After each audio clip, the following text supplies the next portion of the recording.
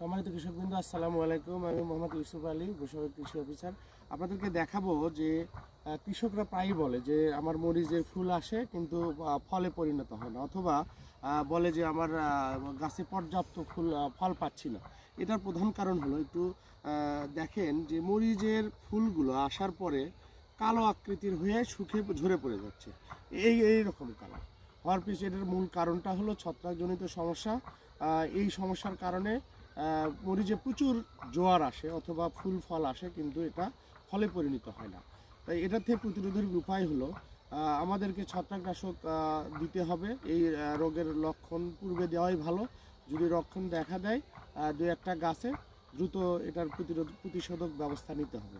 প্রতিষেধক ব্যবস্থা হিসেবে ইনফিনিটি প্রো প্রতি লিটার পানিতে 3 গ্রাম, ইনফিনিটি প্রো প্রতি লিটার পানিতে 3 গ্রাম, অথবা চ্যাম্পিয়ন প্রতি লিটার পানিতে 3 গ্রাম পরন্ত বিকালে স্প্রে করে দেবেন। দিলে আপনাদের এই মরিচের সমস্যাটা সমাধান হয়ে যাবে ইনশাআল্লাহ।